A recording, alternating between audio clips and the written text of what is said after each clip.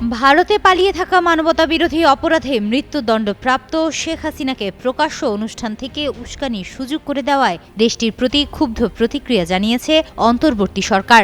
রোববার পররাষ্ট্র মন্ত্রণালয়ের এক বিবৃতিতে বলা হয়েছে, এ ধরনের সুযোগ দেওয়ায় বাংলাদেশ সরকার গভীরভাবে ক্ষুব্ধ এবং এটি বাংলাদেশের গণতান্ত্রিক উত্তরণ এবং শান্তি ও নিরাপত্তাকে বিপদাপন্ন করেছে।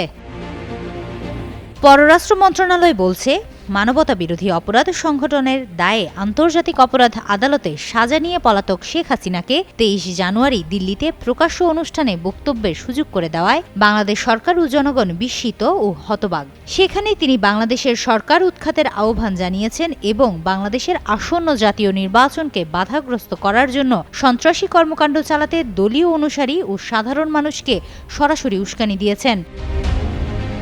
আকিজ নিয়ে এলো বিশ্বমানের বেবি ডায়াপার মাম্মাম। কটনে সফট ম্যাটেরিয়াল, বাবুকে দেবে rash free super comfort. Bharat সরকার দ্বিপক্ষীয় চুক্তির বাধ্যবাধকতা মেনে শেখ হাসিনাকে হস্তান্তর করতে বাংলাদেশ সরকারের ধারাবাহিক অনুরোধে সাড়া না দিয়ে ভারত তার মাটি থেকে তাকে এ ধরনের উস্কানিমূলক ঘোষণার সুযোগ করে দেওয়ায় বাংলাদেশ গভীরভাবে ক্ষুব্ধ। এটা স্পষ্টতই বাংলাদেশের গণতান্ত্রিক উত্তরণ এবং শান্তি ও নিরাপত্তাকে বিপদাপন্ন করছে।